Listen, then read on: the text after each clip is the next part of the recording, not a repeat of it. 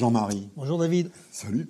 Et je suis un peu surpris. Je connaissais l'hépatite A, l'hépatite B, bon, l'hépatite C, l'hépatite delta. Et alors là, il y a l'hépatite E maintenant. L'hépatite E, c'est la nouvelle hépatite. C'est le virus qui donne le plus souvent d'hépatite aiguë en France. Donc c'est la première cause d'hépatite aiguë en France. Bon. Et comment on l'attrape ça? Alors ça s'attrape de différentes façons, mais en France, le risque, c'est la transmission par le porc. Donc c'est la viande qui est contaminée par le virus de l'hépatite E, c'est une zoonose. Et donc quand tu manges de la viande de porc mal cuite, tu peux développer l'hépatite E. Bon. Donc c'est très important de bien cuire la viande de porc. Tu peux me dire là, quand est-ce qu'il faut y penser et comment on fait le diagnostic? Parce que... C'est simple, il faut y penser devant tout cas d'hépatite aiguë. Le diagnostic, il est très simple, c'est la sérologie. Donc IgG, IgM, si tu as des IgM et un tableau d'hépatite aiguë, tu peux considérer que c'est une hépatite E. Tu peux aussi rechercher le virus dans le sang et dans les selles par PCR. Ça se fait dans les centres experts, c'est aussi intéressant. Donc c'est un diagnostic assez facile. Alors je vous soupçonne de vous embêter. Vous avez guéri l'hépatite C, et là maintenant l'hépatite E, tu nous en parles beaucoup. Mais c'est grave cette affaire ou Ce qui est intéressant avec ce virus, c'est qu'il est très très fréquent. Tu vois, par exemple, si on prend les donneurs de sang en France, tu as 20% des donneurs de sang qui ont été en contact avec le virus de l'hépatite E.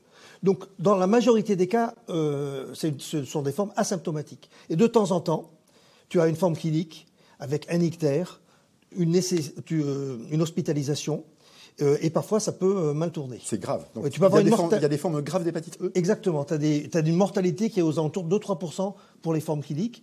Et en plus de ça, c'est un virus qui peut donner des manifestations neurologiques. Ouais. Donc une atteinte un peu particulière dans près de 16% des cas. Et donc tu as des syndromes de Parsonage-Turner, c'est-à-dire des manifestations neurologiques invalidantes. Donc c'est une maladie qui peut être embêtante. Bon, donc quand c'est pas grave, on ne traite pas, mais quand c'est grave, qu'est-ce qu'on fait?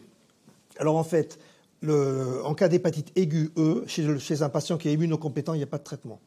Donc il y a une prise en charge classique de l'hépatite. Il faut éviter les médicaments hépatotoxiques, il y a une prise en charge classique, une surveillance biologique et clinique. Par contre, chez le patient immunodéprimé, par exemple un greffé hépatique, lui, il va faire une forme chronique. Il peut faire une cirrhose liée au virus de l'hépatite. Donc lui, on le traite. Exactement. Il y a un traitement, c'est la ribavirine. Ouais. Bon, c'est une histoire d'expert, mais il y a un traitement des formes chroniques d'hépatite E.